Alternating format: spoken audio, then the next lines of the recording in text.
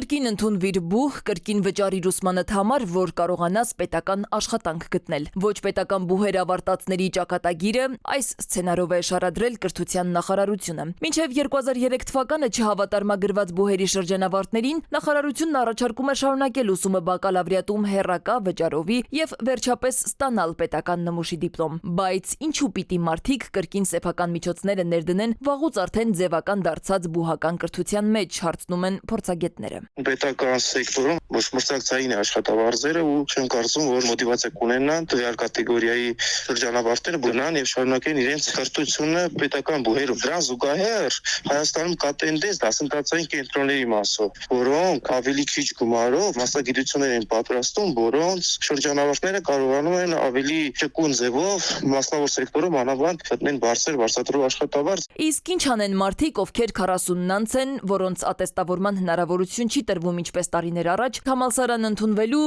նորից սովորելու, ավարտելու ժամանակ չկա, պետք է աշխատեն ու ընտանիք պահեն։ Սրանք հարցեր են, որոնց պատասխանները մնում են օդում կախված։ Պետությունը մեկ անգամ արդեն այդ բուհերի շրջանավարտներին իրավունք տվել է ստանալ պետական նմուշի դիպլոմ, մինչև 2016-17 ուսումնական տարվա ավարտը հանձնելով ամփոփիչ ատեստավորման քննություններ։ Միևնույն ժամանակ, սակայն, հազարավոր քաղաքացիներ անտեղյակության պատճառով չեն մասնակցել այդ քննությանն ու բաց են թողել իրենց միակ հնարավորությունը։ Վատ է, որ այդ դիպլոմով նրանք չեն կարողանում իրենց կրթությունը մագիստրատուրայում շարունակել, ինչ որ նրանք ձեռք էին բերել, եւ դրա համար նրանք պիտի գնան բակալավրիատից սկսեն, ցավոք սրտի։ Եվ դա նրանց համար լրացուցիչ ոչ միայն հոգեբանական դժվարություններ է առաջացնում, այլ նաեւ ֆինանսական, եւ շատերը պատրաստ չեն լինի իհարկե։ Պլյուս դրանք տարիքը շատ բանի մասին է խոսում, շատերը մտածում են ես ու իմ երեխան իրար հետ պիտի սովորեն։ Ոլորտի փորձագետները համակարծիք չեն նախարարության այն դիտարկմանը, թե այդ տարիների կրթության չափանիշները չեն համապատասխանում ներկայիս կրթության չափանիշներին։ Հիշեցնում են պետական բուհի դասախոսը,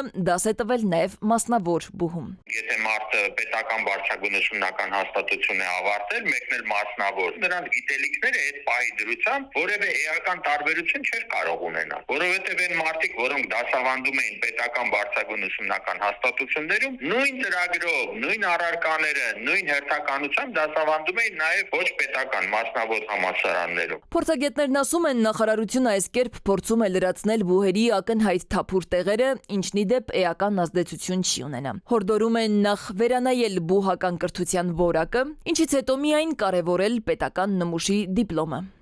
Սվետլանա Ավդիշյան, ժամը լրատվական։